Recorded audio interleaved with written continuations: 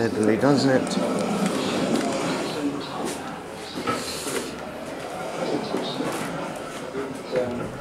Was sailing with some sort of cargoes, my drunken judge, and it was going in the same sort of direction, and it sank at about the right time. Oh, fantastic. Well, we're now by getting the muskets out, we're now being able to have a look at them really for the first time. And there's with the whole collection, whether it's perfume bottles, or brandy, muskets, or the stoneware jars and other things that have come out of the wreck. By carefully cataloguing these things, or analysing the contents, then we'll be able to know much more about what the ship was doing, where it was going, and when indeed it sank. According to its papers, the brig was bound for Gambia in West Africa, and sailing ships normally followed the trade routes from there across to the West Indies. But who wanted those muskets? There was a trade in them because the French army was re-equipping its troops with breech-loading rifles. We do know that the Hastings wreck was planning to call at the Virgin Islands. And a little beyond the West Indies, there was a beleaguered nation desperate to buy weapons for its troops. The Confederate States were in the second year of the Civil War, and for foreign vessels prepared to run through the US blockade, there were fortunes to be made by bringing in armaments. And as addicts of Gone with the Wind will remember, the Southern belles were most appreciative of such luxury goods as French perfume. As for the muskets, they were almost identical to the one in this historic photograph, called Death of a Sharpshooter. The Federal Army was starting to equip its men with carbines, but as this display from the Museum of the Confederacy shows, men of the South fought on with muzzle-loading flintlocks. So was Captain Woodward a blockade runner, taking in weapons and bringing back urgently needed cotton to Europe, with payments most certainly in gold rather than dubious Confederate currency. There could well be more information by the time the Shipwreck Museum is opened, but in many ways it hasn't been a happy experience for John Watson and his friends. As they fit out a new boat, their friend Keith White can only watch. An error of judgment meant he had to make an emergency ascent. He got the diver's bends and is now permanently crippled. And for all the divers, it was a formidable operation. And of course, with that Mary Rose, it's very shallow water, and in comparison to diving on the wreck that we've been working on, it's a piece of cake. We're diving down to 130 feet. Mary Rose is about 40 feet. The difference in the time that you can work. On our wreck, we can only work for 12 minutes, and that's from the time you leave the surface until the time you start to make your ascent.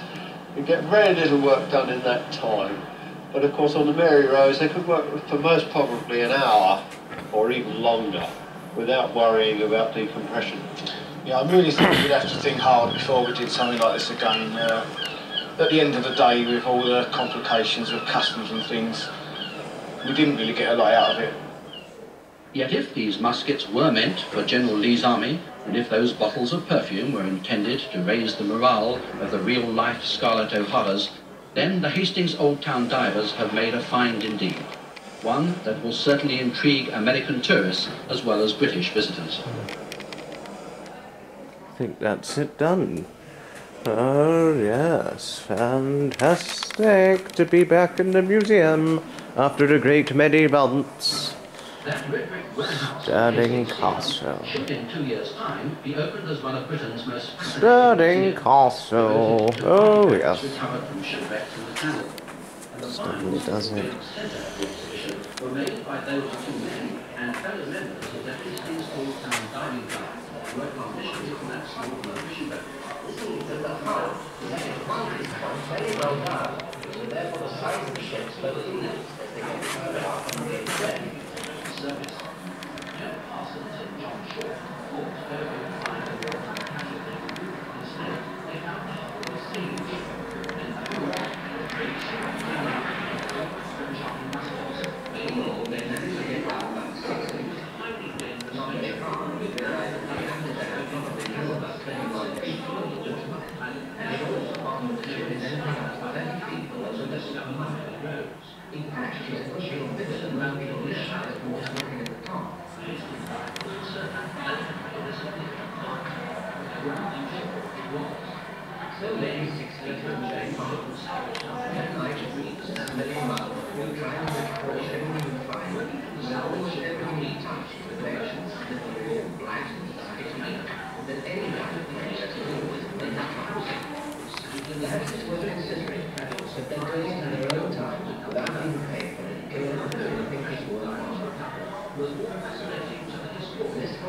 they found low down on the side of the ship. Almost certainly the object in the ship's first time. Another items will be carefully photographed, so that later on it will be compared with contemporary plans and drawings on other materials. It isn't easy to remember to take notes all the time when you're working against the clock, and it was a fish.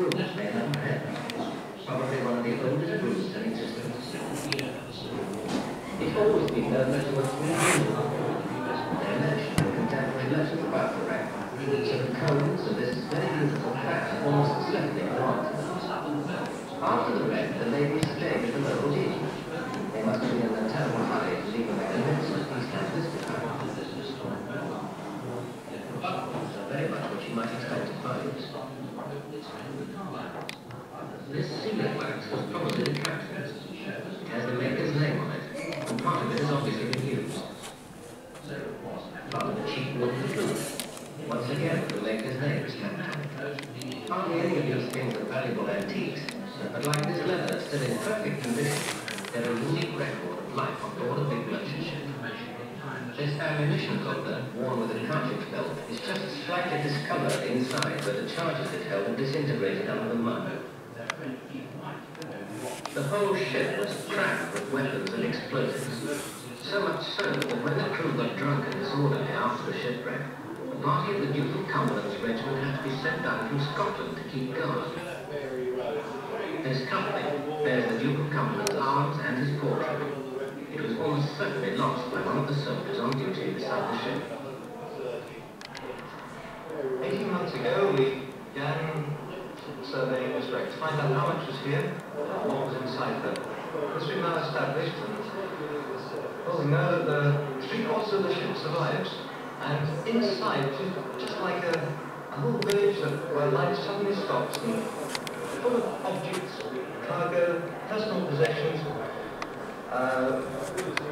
stores, left where they were by the Dutchman's. They left here on the Sanderford behind in 1749. This is an unparalleled ancient monument. There's nothing like it to the 18th century, only comparable discovery in Stockholm, which is a little bit more complete and about a century earlier. And I feel is rich. I'm sure it won't stay here one day, and I hope, or sooner or better, this drink, I hope, will be raised, and the contents brought out, served, and give us Some interesting sights. Fantastic sights. just I've never had in Northern Europe.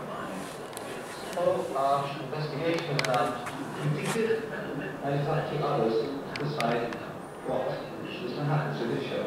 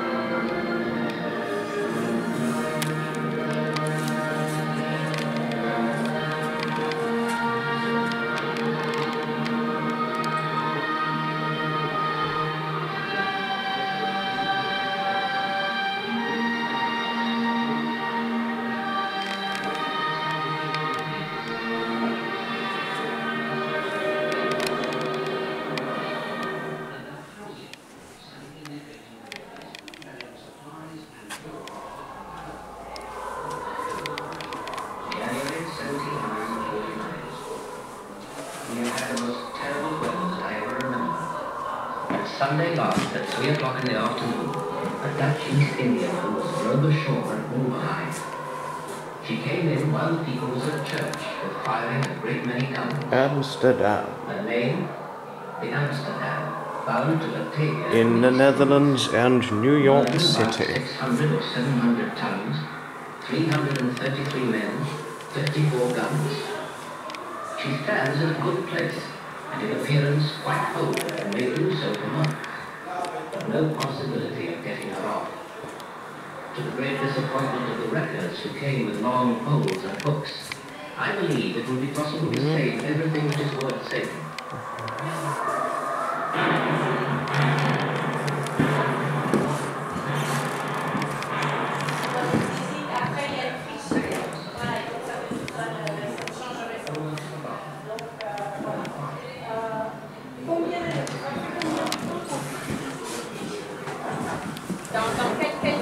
Quel peuple a commencé à utiliser les cookies?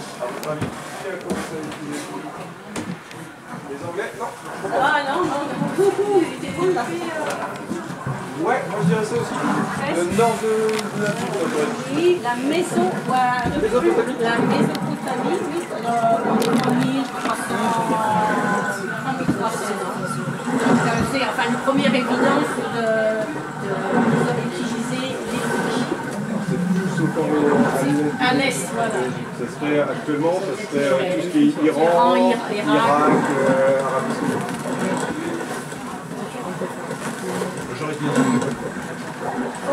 Oui, oui, dans les châtiments utilisés. Ah, on va faire les canons alors, ils sont ça.